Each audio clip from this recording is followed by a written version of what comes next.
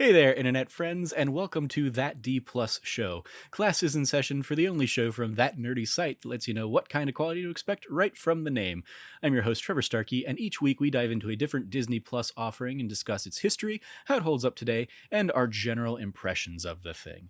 This show is made possible entirely by the support of our patrons over at patreon.com/thatnerdysite. So if you like the show and you can support us over there, we would definitely appreciate it. But if you can't, no big deal. The fact that you're listening is awesome. And of course, we would love it if you like, subscribe, rate, review, share the podcast with your friends, all that fun stuff. Help the algorithm gods, because clearly everything runs off the algorithms these days. Joining me today, we have Frank Bazzani. How you doing, Frank? Doing good. I'm happy to be here and chat about this one with you. Indeed.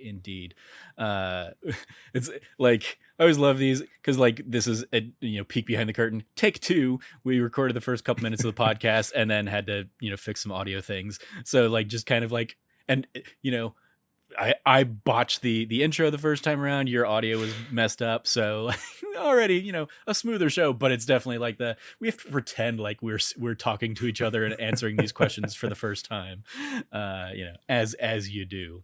But today we are talking all about Muppets Haunted Mansion, because of course this is the continuation of our Halloween 2021 month of That D Plus show products. Frank and I, of course, sat down last week with, and it's basically been you and me all month, hasn't it? Because it was you and me for Marvel's Zombies, or Marvel's What If Zombies, the beginning of the month to kick things off. Then you and I sat down with Lego Star Wars Terrifying Tales last week. And then today we got Muppets Haunted Mansion. So we'll see how much longer that trend continues of it being the Frank and Trevor show. But yeah, this came out originally October 8th, 2021. Is about a 52-minute runtime. In the Muppets timeline of things, you have Muppets Now, which is kind of currently running on Disney Plus and has been running since July 31st of 2020. Then you have now Muppets Haunted Mansion, October 8th, 2021. And then we have kind of a TBD. We don't know what's next for the Muppets, but it's a pretty safe bet that the Muppets will return. So yeah. They should have put that at the end, like Marvel does, where it's like the Muppets will return. Marvel does. James Bond's doing that nowadays. I almost especially from like a Disney thing, I almost expect it to be one of those things that like what I think it was this morning, like this Christmas series that's basically Olaf describing classic Disney movies in the same way that he kind of like describes the plot of the first Frozen movie within Frozen 2. That got announced that's going to be a thing that comes out like next month, I guess. And it's just like, yeah, I feel like at this point you just need like an Olaf will return, because he seems to be in everything they can do in between the larger Frozen installments. But yeah, so let's dive into the roll call of this. Of course, Muppets movies always are rife with cameos and stuff like that, so this will be a fun one. We have the director, Kirk R. Thatcher, who has worked on a variety of Muppets projects, going all the way back to It's a Very Merry Muppet Christmas Movie in 2002. We have 4 credited writers on this. We have Bill Beretta, who is he's credited as the teleplay and story by. He has been a Muppeteer since 1991, where he was the body of Earl Sinclair on Dinosaurs, which is still an episode we need to do for that D Plus show. Yep. That we have not done. And then as will come up later, he's also the originator of Pepe the King Prawn, that character. Kirk Thatcher, who of course directed, also wrote on this. Has been writing with the Muppets back in the Dinosaurs series, and then he also was the screenwriter for Muppet Treasure Island, which was one of my favorite movies as a kid. Kelly Younger has been working with the Muppets on the Muppets Now series that I mentioned earlier. And then lastly, in solely a story by credit, no, he did not work on the screenplay of this, or the teleplay rather. We have Jim Lewis, who first worked with the Muppets as an editor for Muppet Magazine. I don't know when, but that's what his Wikipedia said, and I was like, that's hilarious that he's been around with them for a long time. And then he also ghost wrote the book by Kermit the Frog called Before You Leap. So the book is credited as a Kermit the Frog book, but Jim Lewis was the writer of that. He's worked on a number of Muppets projects over the years. Do you think he gets the royalty from that, or does that go to Kermit? That is a good question. I imagine it is probably a work for hire kind of thing, where he was hired by the Jim Henson Company to write the book, and they paid him here's the salary for writing the book, or here's the fee for writing the book. And then I imagine the Muppet Company, or the Jim Henson Company probably, and now Disney, gets whatever little residuals might be coming in from that. If that book is even still in print. I have no idea. I got to imagine it is from the 80s or 90s. But yeah. Starring, pulling up here first on the Muppet side of things, we have Dave Goelz, who is Gonzo and Bunsen and a number of other characters. He has been a Muppeteer since 1973 and has been playing Gonzo and originated Gonzo in 1976 with The Muppet Show. Bill Beretta, as mentioned above, is playing Pepe, as well as characters like Rolf, Dr. Teeth, the Swedish Chef, and many others. He has been a Muppeteer since 1991, as I mentioned before, when he was Earl Sinclair on Dinosaurs, and he originated Pepe the King Prawn in 1999. Eric Jacobson here is playing Miss Piggy and Fozzie and Animal and Sam the Eagle. He started with Sesame Street in 1994 and then has been in the Muppets cast since 2001, when he inherited Miss Piggy from Frank Oz. Matt Vogel is playing Kermit and a couple other characters. He's been with the Muppets for many, many years, or the Jim Henson Company for many, many years, having started with Sesame Street back in 1996. He inherited Big Bird in 2015. And then he inherited Kermit in 2017 following the dismissal of Steve Whitmire, who'd been voicing the character basically since Jim Henson passed away, I believe. Peter Linz is playing Walter, and then a handful of other characters. He's been with Sesame Street since 1991, but he was the one chosen to originate Walter in the 2011 movie The Muppets, where that character was introduced as kind of like a new Muppet into the world.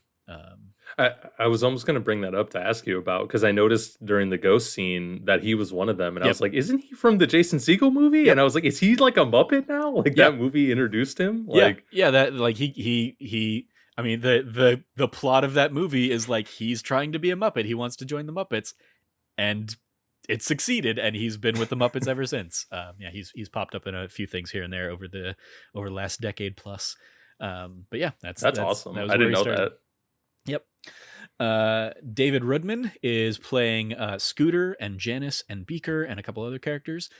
He has been with Sesame Street since 1985, and he inherited characters like Scooter and Janice from Richard Hunt. I believe when Richard Hunt passed away, I think that was around the time of Muppet Christmas Carol. I remember that coming up in the trivia for Muppet Christmas Carol. And then he inherited Beaker from Steve Whitmire following Whitmire's departure as well. And at this point in writing this breakdown, I was like, wow, Jim Henson Company doesn't really have a lot of women in kind of its key roles, obviously, because there aren't a lot of female Muppets anyway, but then the ones that are have just iconically been voiced by men like Frank Oz and stuff over the years, and so still kind of has that repertoire. But we do get Julianne Boucher coming in here. She's playing a number of characters in here, but most notably for this episode, she's playing the screaming goat that repeatedly pops up. She has been a Muppeteer at least as far back as 1991's Dinosaurs. And her earliest IMDb credit, which I believe was also some Muppets short films or made for TV kind of stuff, just one-offs, was back in 1985. So she's been I believe probably with the Jim Henson Company my entire life. And just one of those, because it's not a feat, like the women are not prominent in kind of the history of that company. Just would not have known it. But we also have Alice Dinian in here as the mummy that comes in repeatedly doing the dun dun dun kind of stuff. She has also been with Sesame Street since the early 90s. And then lastly, on the Muppets side of things, we have Brian Henson coming back for Salmonella, who is the chimpanzee character who's like the sidekick of one of the dead husbands in this one.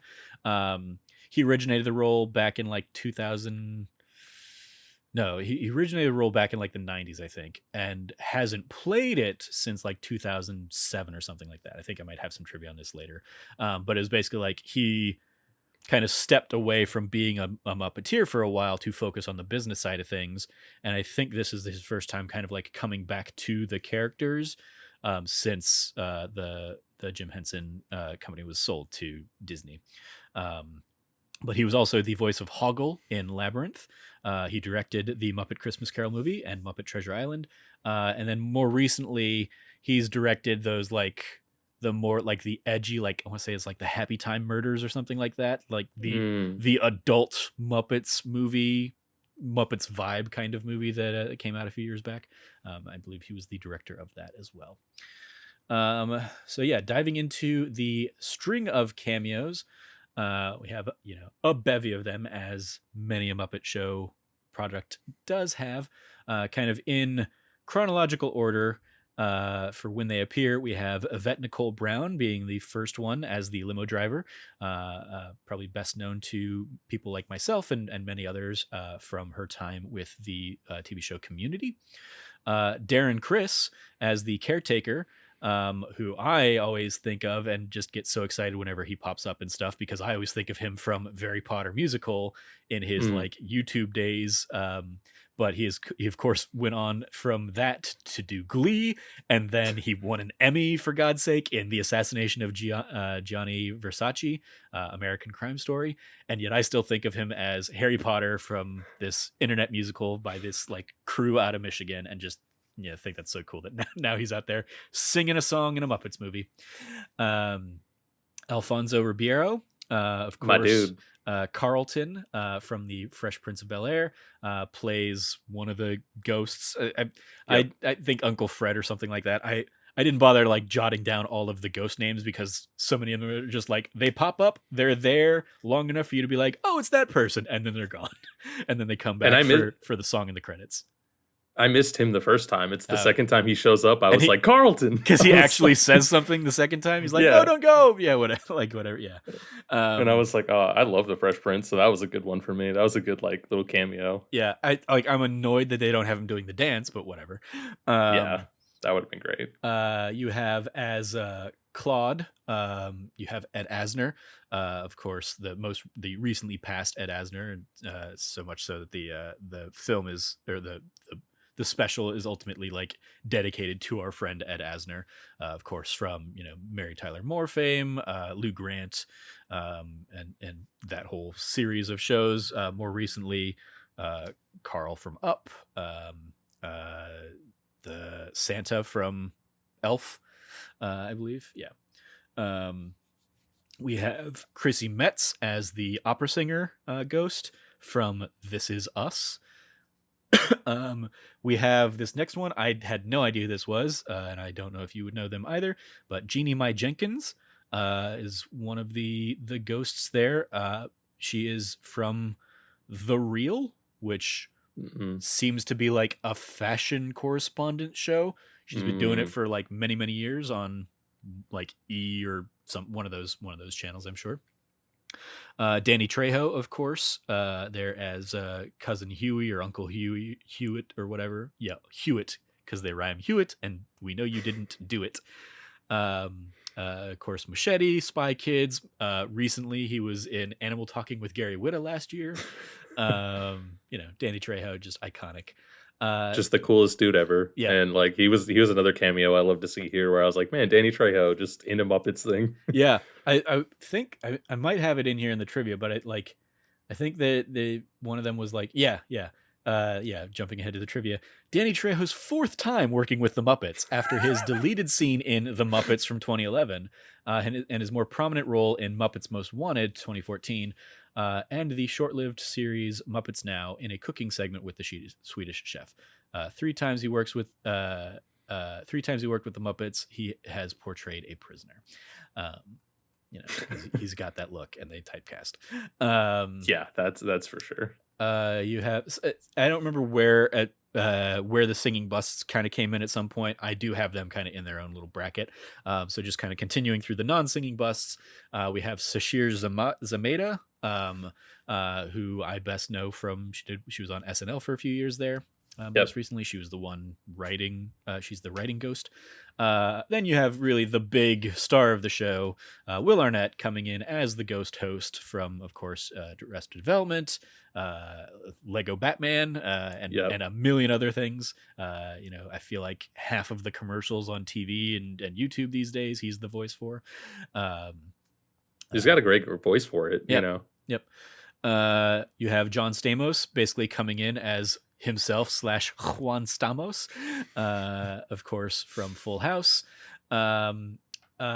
This is probably my favorite cameo in here, and it's one that is just a super nerdy one. But Kim Irvine plays the maid that comes in, that Piggy comes in and asks to clean her bowl. Kim Irvine is an Imagineer, and has been in the Imagineering story and the Behind the Attraction, specifically talking about the Haunted Mansion attraction, because her mother was Leota Toombs, who is the face of the original Madame Leota. And she's also Leota Toombs was also the voice of she's not the voice of the crystal ball, but she's the voice of the bride that says hurry back when you're leaving the ride, the Haunted Mansion. And then Kim Irvine, because of that family resemblance and family lineage, basically reprised the role when they did the Nightmare Before Christmas version of it. So if you go and see the Nightmare Before Christmas version of the Haunted Mansion, you're seeing Kim Irvine's face, and I believe her performance as well. I think she's saying the lines in that. And so just when she popped up, I was like, oh, that's really cool for a nerdy gas guy like me that has watched not one but two behind making of things on Disney Plus about the Haunted Mansion, and she has come up in both of them, kind of telling those stories. And she always tells this story about how she'll ride the Haunted Mansion and with her kids, and she'd be like, there's your grandma, say hi to your grandma. And just the ludicrousness of that to anybody hearing that in the cars around her being like, what's this lady talking about? Her grandma is the head in a crystal ball. Okay, sure. Crazy. So seeing her pop up here is oh, that's that cemented this for me as this was clearly made. I mean, it's littered with jokes specifically about the ride as well, but it was clearly made by people who have a deep affinity for the Haunted Mansion, the history of the Haunted Mansion, all that stuff. And then lastly, that's very cool, because that, for me, not knowing that was a moment where I was I feel like that's somebody, but I don't know who that is, because it was it was just totally framed like a cameo. Yep. And I was I don't know who that is though. And then, but now that you give me the whole story, I'm oh, that is super cool, and that is totally one for. I'm sure there's a lot of the audience, if there were people who like the Muppets, who are in that same loving of the ride and loving the whole history of everything. So I think there's probably a lot of people that were oh wow, that's awesome to see her there. I will say, I haven't checked recently, but when I went and pulled in the trivia a couple days ago, there were 5 different entries that were basically just pointing out that same thing of oh, Kim Irvine, who's playing the maid, is also tied to the Haunted Mansion. So, and each one of them, it was did you guys just not read that somebody had already submitted this thing? Because each one just had 1 out of 1, found this recommended or helpful or whatever. And I was yeah, it was probably the person who wrote it. yeah, so like there's definitely a fandom there behind kind of just Disneyland in general that that really I think is at least responding to this in some way. Lastly, we have Taraji P Henson playing the bride. She's of course probably best known from her work on Empire, but she's also recently in the Disneyverse been in both Hidden Figures as well as Ralph Breaks the Internet. And then for the singing busts, we have Skye Jackson, who's another one that I never would have known, never would have understood. But she's basically a Disney Channel actor from seemingly two different shows where she played the same character. One called Jessie, and then another like the Jessie Ends, and then like this show Bunked came on, and this person is playing that same character seemingly into Bunked. So I don't like. There's apparently a Bunked, cinematic universe on the Disney Channel, I guess. Of course, I was gonna say the DCEU, but that's already taken because it's the Disney Channel extended universe or whatever. Of course, we have Jeff Keighley here, host of the Game Awards, as one of the singing busts. This one, I like when I first saw it, I was like, did they like? Why do they have Regis Philbin in this? And I was like, oh no, it's Pat Sajak. Different game show host. Pat Close Sajak, enough, of course, from Wheel of Fortune. The last one that I just did not know at all, Justina Machado, has been in a handful of things. The most relevant one that I saw seemed to be 6 Feet Under. Relevant both in like that seemed to be like one of her most well-known credits, and then also relevant in hey, she's playing a singing bust in a cemetery, so seems like a fitting pull. And then lastly, Craig Robinson, from The Office, from Hot Tub Time Machine, the Pontiac Bandit from Brooklyn Nine-Nine. He was in there as well. Some more trivia for you. This is the first ever Halloween Muppet movie / special. When it comes to holiday movies and specials, the Muppets are known better for their Christmas works, including Muppet Christmas Carol, Letters to Santa, A Very Merry Muppet Christmas, and Muppet Family Christmas. And then here's the Kim Irvine one. Imagineer Kim Irvine, who plays Kim, the Haunted Mansion maid, who directly interacts with Madame Pigoda in this special, has a special connection to the Haunted Mansion attraction. Her mother, Leota Toombs Thomas, is the face of Madame Leota, with Eleanor Audley doing the voice in the Seance Circle, as well as doing the face and voice of Little Leota at the end of the attraction. Irvine herself takes over her mother's role every Halloween and Christmas season during the Haunted Mansion holiday, The Nightmare Before Christmas, overlay on the Haunted Mansion in Disneyland and Tokyo Disneyland, billed there as Haunted Mansion Holiday Nightmare. She shares the role with Suzanne Blakesley, who does Madame Leota's voice, chanting the 13 Days of Christmas. So I guess she didn't do the voice in this, but she is the face of the crystal ball during the holidays, kind of fulfilling the family tradition there. So yeah, just love that they gave her that little cameo. Ed Asner makes a posthumous appearance as the ghost of Brother Claude. This special is dedicated to his memory, as I mentioned earlier. This was another one that I absolutely adored. But during the ballroom sequence, several Muppet dancers are seen having conversations that end in terrible jokes. This is a callback to the At the Dance sketches from the Muppet Show, which are recurring sketches throughout at least the first season of the Muppet Show that you can watch on Disney Plus now. And so I think they even use the same joke where they're talking about like, oh, anytime I'm dancing with you, I feel like I'm, you sweep me off my feet or whatever. And he's like, that's because we don't have feet. And they look down, and it works in this context because they're ghosts, of course, but I'm pretty sure they use the exact same joke in the Muppet Show because, of course, they're Muppets and also still don't have feet. But yeah, so they popped up and I was like, perfect. Like the 1-2 punch of the Haunted Mansion cameo and that, I'm just like, this is just a perfect blending of like, if you really love the Muppets and if you really love the Haunted Mansion ride, this is the thing for you. Yeah. The address of the mansion is 924, a tribute to the birth date of Jim Henson, who was born on September 24th, 1936. In the In past Muppet productions, like Muppet Treasure Island and Muppet Christmas Carol, Gonzo and Rizzo the Rat have been featured as the duo, which worked well for audiences. This is the first time we see Gonzo in a new partnership with Pepe the Prawn.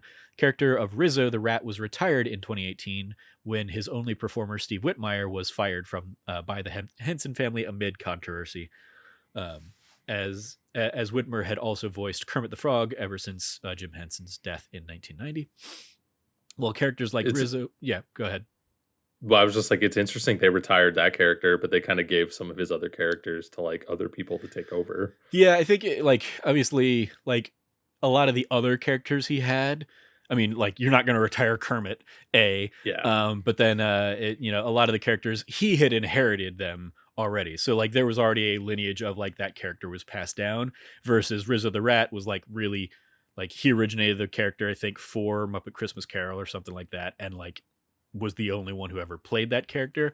Like there is like the character does kind of appear in the dancing ballroom sequence, and like somebody else does kind of deliver a line, but it's not like it's not clearly, oh, this is Rizzo the Rat kind of doing the Brooklyn accent or whatever Rizzo, like whatever New York Rizzo usually has. And I don't know if it wouldn't surprise me if Rizzo kind of like makes a return, but I will say like one of the things that just kind of like tangent off into like, general thoughts on the thing. When like, I'm glad this wasn't a Kermit centric thing, because when Kermit first came on, I was like, that does not sound like Kermit. Like it sounded like a good Scooter. And I was like, oh, maybe this guy is doing Kermit and Scooter. And then no, it's like a different person playing Scooter. And I was just like, oh, that's just like, that is a much better Scooter voice. It's not like nasally enough for Kermit, for what we're like used to Kermit sounding like for, 40 years. So that was like jarring, even in the small doses that we got. Like a lot of the other characters were fine or passable or whatever, but like that one was just like, ooh, like when we, get him at the kind of beginning and end, I was like, oh, and then you have like the middle chunk with him as like the host in the ballroom for that, musical number or whatever. I was just like, yeah, this doesn't. And so like seeing after the fact that it's Matt Vogel's kind of like first time out as the character, I'm like, okay, like hopefully he kind of like settles into it and, finds his rhythm, or maybe it is just going to be, hey, this is the new voice of Kermit. But yeah. Well, this is the first time the Muppets have been featured in a Halloween movie or special. They have had spooky moments in the past. Cast of Muppet characters is filled with monsters, ghouls, and creatures, including characters like Uncle Deadly, Sweetums, and Thog. The Muppet Show also featured some ghoulish episodes with guest stars such as Alice Cooper and Vincent Price. Price himself has been involved in the Haunted Mansion attraction. And no, this trivia is wrong. This trivia is a lie, because this trivia is saying that Price himself did the voice of Haunted Mansion and provided the narration in the Disneyland Paris version. But he may do the Disneyland Paris version, but he was not the voice. He's not the voice of the ghost host in the Disneyland ride. This came up on the behind the attraction episode I recorded a couple months back, but it was basically I think it's like the same voice actor who does Boris Badenoff from Rocky and Bullwinkle in the 60s. Like that's the voice that you hear when you go on the Muppets. Vincent Price famously did the Thriller monologue. So yeah, somebody, nobody out there fact checking IMDb. Oh yeah. Oh, 100%. We already talked about the Danny Trejo trivia, and yeah, tying back to the Brian Henson one. Brian Henson, the son of Jim Henson, returns as Sal Manella, a character he created for Muppets Tonight back in 1996, but he has not performed that character since the Muppets Wizard of Oz. Even this, I don't know if that's very true, because like a quick look at his IMDb and there was like he played that character in like 2007 or something, but it might not have been like a movie. It might have just been like a digital short or something like that. But yeah, he retired from puppeteering to focus on the business side of the Jim Henson Company. And then, yeah, this is the first Muppet special to feature Matt Vogel as the voice of Kermit the Frog. Vogel took over for Steve Whitmire in 2018. as mentioned before. And I like, we don't need to get into it here, but like, I was like, what's the story there? Like, what happened there? Was it like, because I remember like around this time, or in the last decade or whatever, like hearing stories about like Elmo, and the guy playing Elmo is kind of a creep and stuff like that. And I don't know if it was the same guy, but the issue with Steve Whitmire, like nothing untoward in terms of like sexual misconduct or whatever, but he just seemed, by pretty much all accounts, he was just a diva-ish asshole. Yeah. Basically being like, I'm Kermit, and like I'm not going to like train other people on how to be Kermit or do Kermit things. I'm just going to be Kermit, and I'm going to make outrageous demands for any time you want me to come in and be Kermit. And I was reading somewhere that was basically like, Brian Henson in particular felt a little bad about not making that clear before selling to Disney, because he suspected it was probably going to eventually be a problem, and and wishes that they had basically like replaced the role before Disney took over, so that Disney didn't have to deal with that headache of this guy just making outrageous demands, to the point that they were like, fuck it, like everybody does a Kermit impression, we will find somebody else that will do Kermit, or we will have another Muppeteer kind of take over the role. And so yeah, Steve Whitmire was shown the door.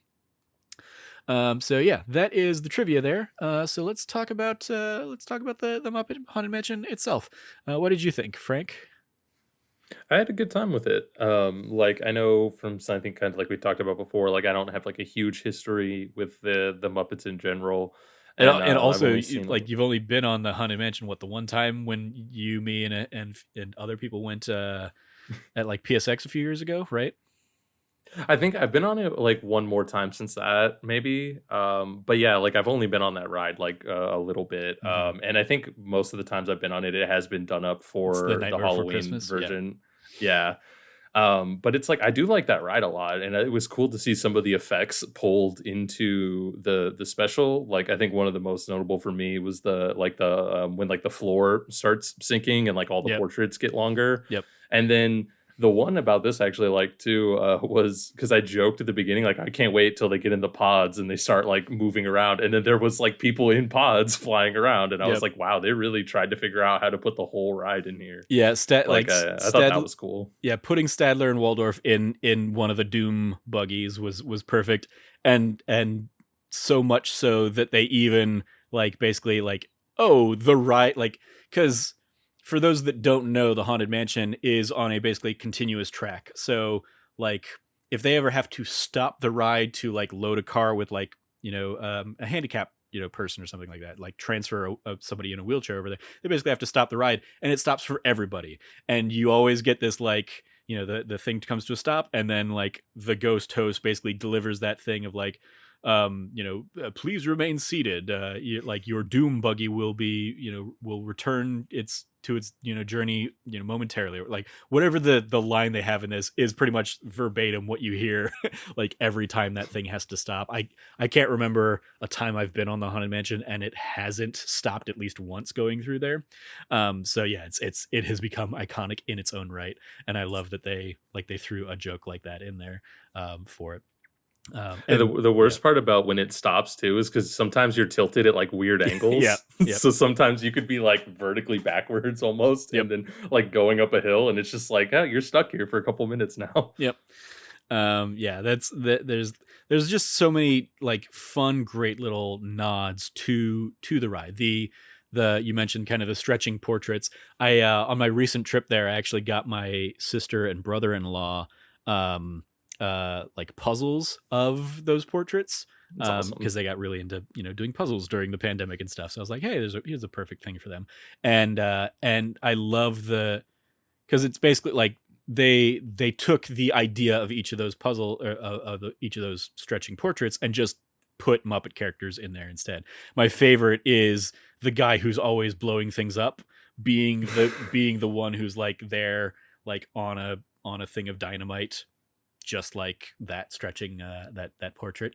I love they have kind of the busts that on the ride they're like inverse, So the eyes follow you, and them doing that with like Bunsen and Beaker, and then Bunsen and Beaker even kind of saying like, "Yeah, I wish we had a bigger part in this one too, Beaker." I was like, nice. I did like a lot of the fourth wall breaks. Yeah. Like that was some of my more favorite jokes, kind of that constantly hit for me during the whole thing. Yeah. Yeah, I'm trying like the Fozzie Bear is the Hatbox Ghost is like an iconic figure.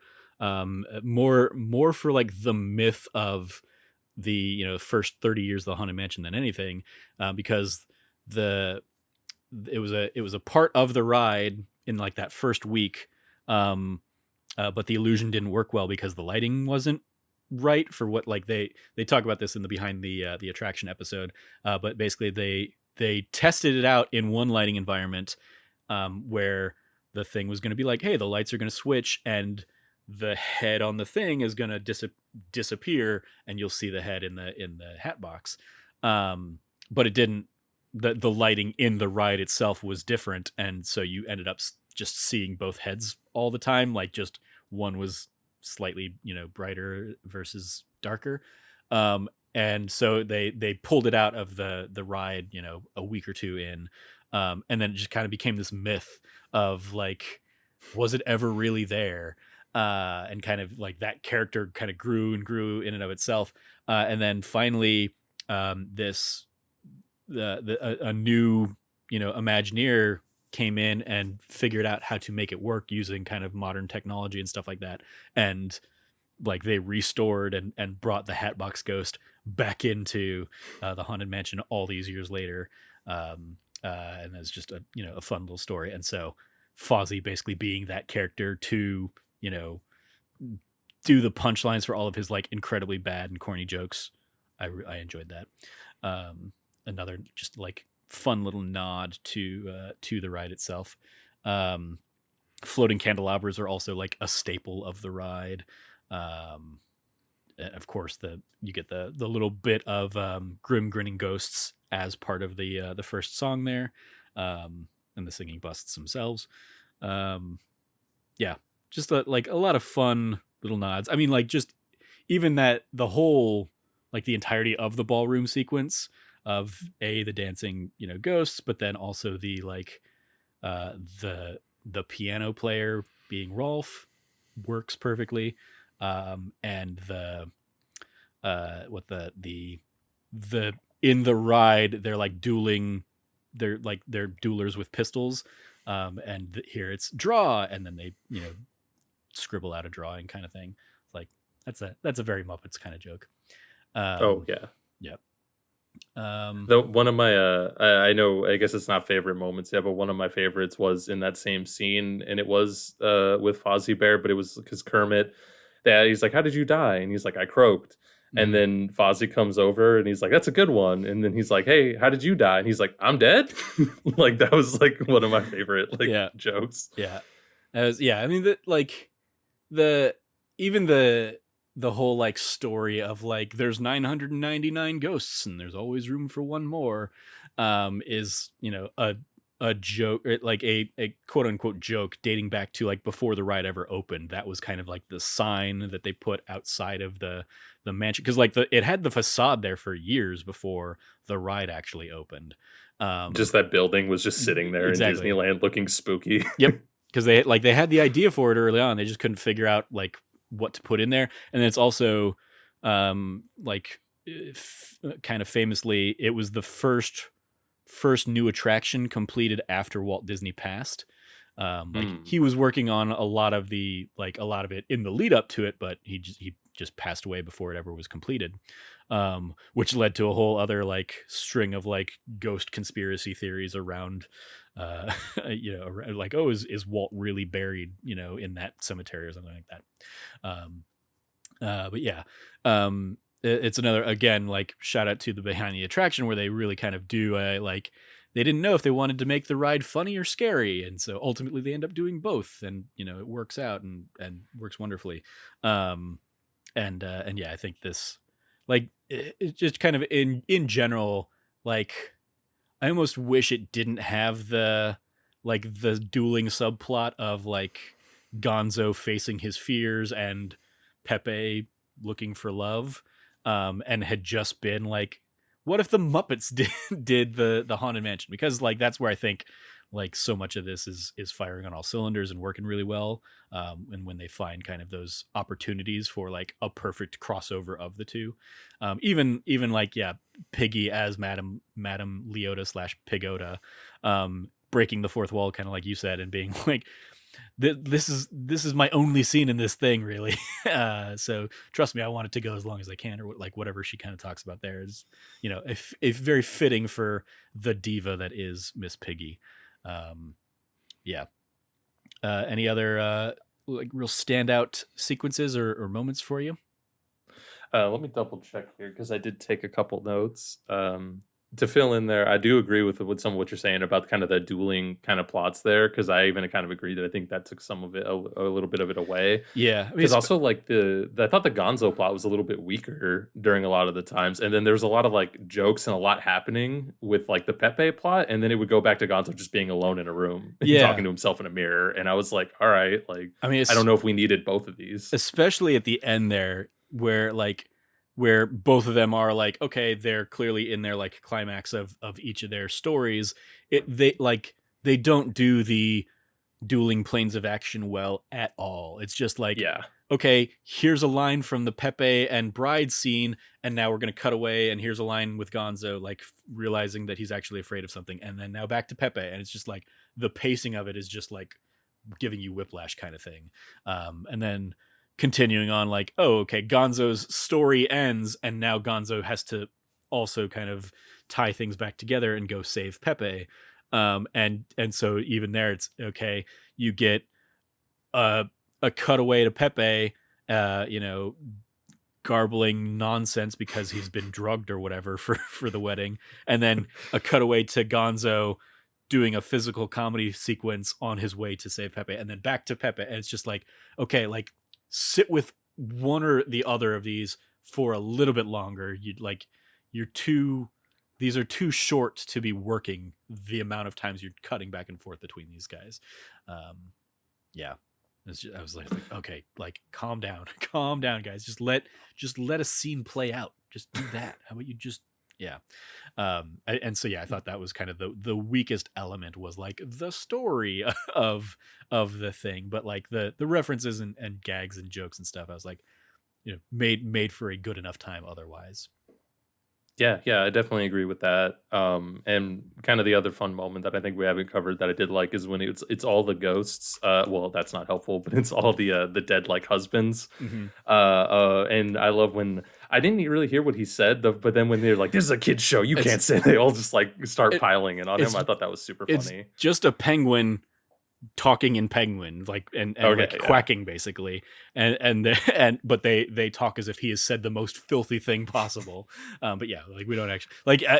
I had the same reaction kind of the first time. I was kind of tuned out in that moment, and so like when they all reacted, I was like, wait, what did I miss? And I go back and watch it. I was like, oh, okay, they're like, I didn't miss anything. I just like that's what the joke was. But yeah, that was another great bit. I agree. I like it didn't bother me because it was obviously fake, but I was also like, why do these grapes have to have spiders? Why does that need to be a thing? Like, that was weird. Like the whole thing with the grapes in general, like I get what she was doing, but even then the whole scene is just kind of weird. And then when he's like eating, they're like, yeah, there's spiders. I was like, I don't understand any. And then he's like burping or hiccuping later because he ate the spiders. And I was like, wow, they really went all in on this one random bit. Yeah. Like, why do I keep burping up tiny legs? And then talking about how like he like realizing, oh, I've eaten so many spiders or whatever. So I was like, yeah, but why was that a thing? Any other bits or highlights that jumped out at you? No, that was pretty much it for me. I did take a couple notes, but I think we covered everything. Because one of my notes I would mention just as because I thought it was funny is I did write down, is that the Muppet from the Muppets movie? Yeah, nice. One of the like, I mean, there were like, well, I did like a lot of the jokes. There were also a lot of like a fair amount of misses for me too. In like early on, when you had kind of the 1-2 punch of the screaming goat thing coming out and just being like, man, I didn't like this when it was a meme 3 years ago or whatever. Why is it having to like get a resurgence here now? That and then like continuing to come back time and time again. And then combining that with the like the two mummies, or the mummy and the skeleton or whatever, coming in and doing the dun dun duns, and then the other one just being like dun dun.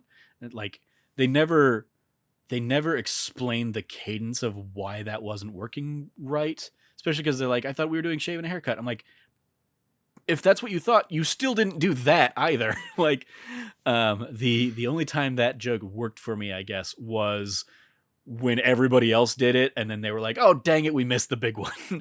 I was like, okay, the failures of that joke earlier did a good enough job to set up this one that I'll it nets out as like a net neutral, but like just barely. Yeah, I was definitely like, you don't need to keep doing this. I don't know what it is. Like, why is the guy just not get rhythm? I also didn't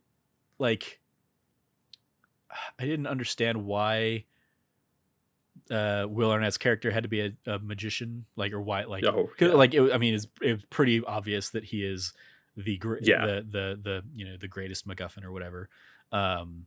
It has the Star Wars problem again when he asks him his name and then he just didn't say anything, and I was like, oh, so he's the magician. I was like, oh great, yeah. And then you see like the one poster in the thing, and then I was like, why does that say Pee-wee the red herring or whatever on the poster? I was like, I don't understand what is going on there. Is the illusion, or am I supposed to think that like Pee-wee Herman is going to come in and you're saying this is a red herring joke or something? And then it's like, no, that's just at the end, this completely heretofore unseen red herring pops out of his pocket, and it's apparently named Pee-wee and speaks French. And I was like, I don't think that's a joke. But then also in that same moment, I find myself thinking, well, because they've just highlighted that Gonzo is notoriously in a relationship with Camilla the chicken, Pepe has just tried to marry Taraji P Henson, and maybe Will Arnett and this fish are in a relationship. I'm just like, good for you, sex positive Muppets. You do your thing. Go nuts. And the Piggy and Miss Frog, or Kermit and Miss Piggy. That's like, they've been doing it since day one. Yep. Like they've been like trying to push their agenda. Yeah. So yeah, I kind of took it too, because that is kind of weird and out of nowhere. I like what you mentioned. I didn't see that about the red herring, but that actually, I was like, that's actually kind of a smart like joke, or kind of like a funny like writing thing. Yeah. But I totally took it as a weird, like, because if he's Gonzo, then that would be like the Pepe, and since it's Pee-wee and he's French, I was like, oh, it's like they're like a duo, and he's like the weird French version instead of like, this like other version. But that's kind of just what I took from it. Yeah, no, that's a better one, because Pepe versus Pee-wee, I think, is and the greatest MacGuffin versus the great Gonzo. I did like the, like, I mean, it was very telegraphed, but again, like, understanding the actual intended audience of this, I get it. But the idea that's, set up at the very beginning, hey, Gonzo, you don't have to be the great Gonzo to be great Gonzo, I thought was a good line from Kermit. I guess in part, like, it almost needed to be reinforced, because I don't think of Gonzo as the great Gonzo ever. I just think of him as Gonzo. But he is kind of like, that is kind of his canonical like name, is like, he is that daredevil, he is that guy, and that's how he got introduced into the Muppets. Even though nowadays he's more just like, he's a weirdo, and he's okay with being a weirdo, and we don't know what he is. But yeah, it was a fun one. Were those, when he was talking about all the dangerous stuff he's done, are those clips from other Muppets like stuff? Okay, that's what I thought. I just like, that's cool. Yep, they were clips from either the Muppet Show or like the Muppet movies and stuff like that. Yep. He's done all of those things that he said he did. And those, because again, he was introduced on the Muppet Show as like, and now we're gonna do a Daredevil spot, and this is the guy who's gonna do it, and he was basically an Evel Knievel knockoff. in a lot of his early appearances and stuff like that. And I don't even know, he might even predate Evel Knievel, but that's like who I think of. He was doing that kind of thing of like, I'm gonna get shot out of a cannon, I'm gonna like ride a motorcycle over a chick, like 50 buses 50 buses or chickens or what. Yeah, like those were the things that Gonzo did on the Muppet Show or on in various Muppet appearances since then. So yeah, he like the whole idea of him being like, I'm going into this thing because I'm not afraid of anything, but very clearly it's like, no, you're afraid of like not seeing your friends again. You're afraid of, I mean, like they hit on this one as like the first one. I'm afraid that like no one will care about me if I'm not doing these great things, if I'm not being the great Gonzo. It's like, dude, like you were told 30 minutes ago that people care about you and just want you to be happy and be you and stuff. So like you're just not paying attention to your friends really. But yeah, I like the like ultimately landing on like his biggest fear is not seeing his friends, not being with his friends, which he foregoes being with his friends to do this that night. So I appreciate that like that's ultimately his takeaway, even if it pretty much all is just like super like not really set up that great, and it's just like, here it is, we like it's an A and B plot, and basically you spend like a minute on that as the A plot, and then you have a lot of like you have Pepe getting like way more screen time for the like, he wants to find the famous people and he wants to find the pretty women, which is also that was like some of my favorite part too, because I love then when he finds John Stamos and they're just having this like hangout where they're like, no, but we're the powerful elites hanging out, like we don't need anyone else. And then and really John Stamos is a ghost and has that like little jump scare kind of little bit. Then lastly, I did of course another going back to the ride, ending with the hitchhikers, the ghostly hitchhikers that the Haunted Mansion ride ends with, and it basically being those same ghosts just popping up in CG form behind Gonzo and Pepe. Was a nice little like, oh hey, yeah, bring your friends to the the pancake breakfast, and they're like, friends, and then like as soon as he's like, bring your friends, I'm like, oh, that's I know who those friends are going to be, and sure enough, boom, there they are. And you get that nice little button on the ride, as well as the movie. Any final favorite moments or any maybe anything that just really didn't work for you either, before we kind of wrap up and do the grades? No, I think that was pretty much it for me. Like, I think like you had said earlier too, like there was definitely some jokes that didn't land for me, but I mean, like there are so many in this special, it kind of becomes a thing that I realize sometimes with some other things where when they're just firing like a Gatling gun of jokes at you, they're not all gonna hit, but there were definitely ones that did hit. So that's why I think overall it was still like a fun experience. Yeah. What did you think of the music? We get like we get like the intro and outro song that is that like Dancing in the Moonlight or whatever, that song from the 60s or 70s or whatever, which I just immediately think of Guardians of the Galaxy 2 now, because that's the one that did it more recently. But yeah, then I think we get like 3 original songs. We have the Caretaker song outside, we have the ballroom song, and then the duet between the bride and Pepe. I think that's it. What'd you think of the music? I thought it was all right. Like it's definitely good, or like especially like serviceable for like the special or kind of the movie and when you're watching it there. But it's definitely not anything I would like go seek out like and be like, oh, I got to play this on YouTube like after the fact. Yeah, but it was definitely like I thought it was like passable for the show or the movie. yeah. Like I liked them fine. Like the first one was just like, okay, here's how they figured out how to bring in all these cameos. They just came up with like, I mean, it's basically the here are all the gravestones that you see when you're waiting in line, kind of thing, and we're gonna just do kind of semi-famous people in those roles. Okay, fine.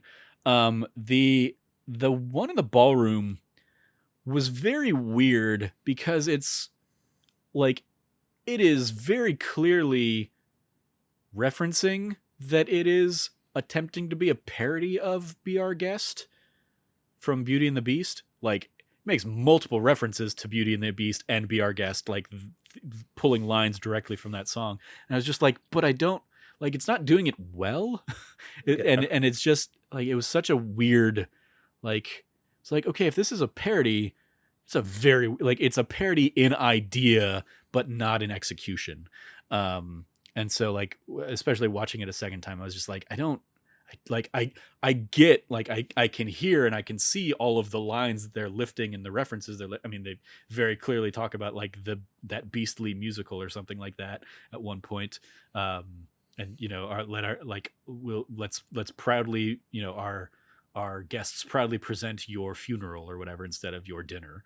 But it was just like, I don't get the point behind this other than to be like, hey, we also do Beauty and the Beast. You can go watch that on Disney Plus too. Enjoy.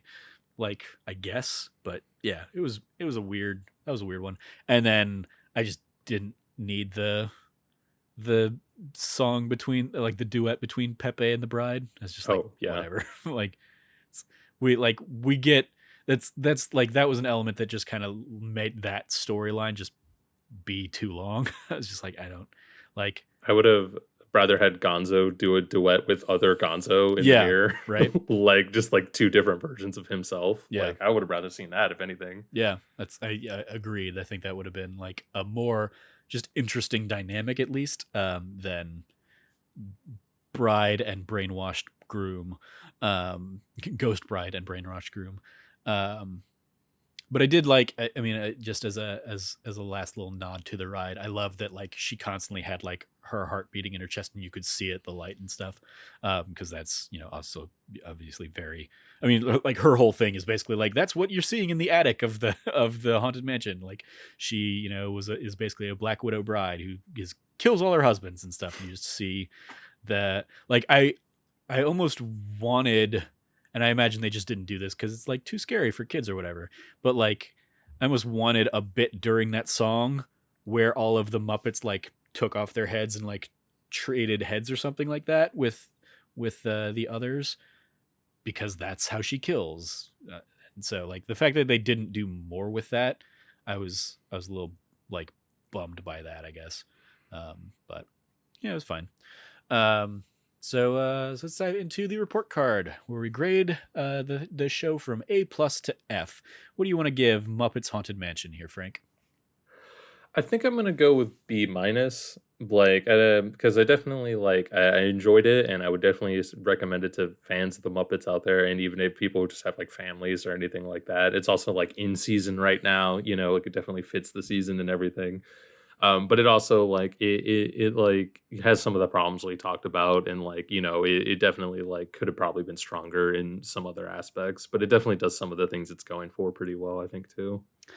Yeah, I agree with a lot of that. I would say, like, I kind of have two grades of it. If it's like, if you are a diehard Haunted Mansion or Muppets fan, or like especially both, or if you have, like, you know, kids 8 and under and are looking for something to watch that's not too scary but kind of has like scary vibes, is like scary adjacent, then I say this is like a B+ kind of thing. Enjoy, have a fun time.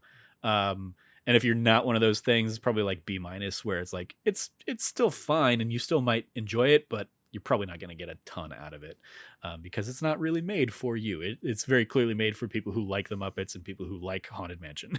Like, even going back to, because Logan and I watched the Haunted Mansion with Eddie Murphy movie, and that has I mean, like, it has a couple of like sort of Easter eggs to the ride, but like ghosts are in the movie. Yeah, this does so much more like fan servicey kind of like Haunted Mansion ride references, obviously most notably maybe with the direct like dune buggy kind of like, even that as the concept that Stadler and Waldorf are on.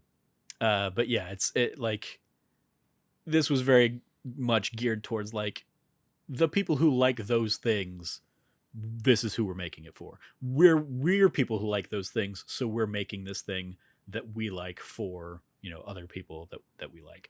So yeah, if you're not kind of in that Venn diagram, you're probably going to be a little in the dark for this. But yeah.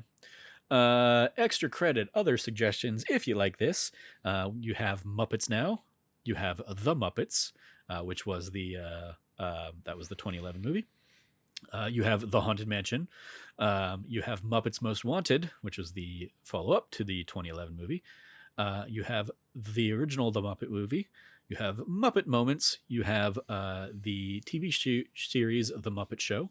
And you have The Great Muppet Caper. And then just as we were talking about it, I threw in here specifically the Haunted Mansion episode of Behind the Attraction, which I think is like episode 2 of that series.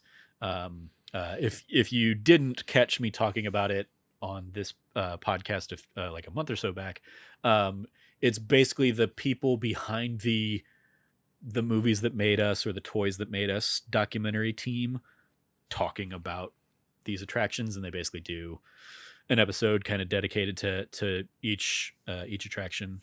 Like they do it. The first one is like the Jungle Cruise, because they were tying it in with the Jungle Cruise movie. And then the second episode is the Haunted Mansion, where they, talk about a lot of the things we've kind of covered on this episode as well. But yeah, go check that out. Extracurriculars. You watching anything else on Disney Plus there, Frank? Not at the moment. Now What If is wrapped, and then Visions kind of came out all at the same time, so I don't really have much at the moment. Yeah, that's pretty much where I'm at. I'm just kind of like preparing for the other shows we kind of have in the queue. And then other than that, I've just been my streaming was like Ted Lasso, or I've been playing video games and doing other stuff this week. So yeah, nothing new on Disney Plus. Although they did, like, I'm seeing in the banner now, I don't know if we'll do this. It seems like something that maybe like Logan will, bring to the table. Maybe if we have like an episode to kill next month. There's a National Geographic documentary called Fauci. That's basically on Dr. Fauci in there. I'm like, all right. So yeah, maybe I'll hop into that at some point. Because certainly the National Geographic side of Disney Plus is the one that I spend the least amount of time in, I'm sure. That's what I thought was funny, because I was like, for my Disney Plus front page, I was like, this is totally different than everything else I'm seeing right now, with like Marvel and Star Wars and even old Disney Channel original movies. I was like, and they're like, hey, do you want this national agreement? Yeah. Yep.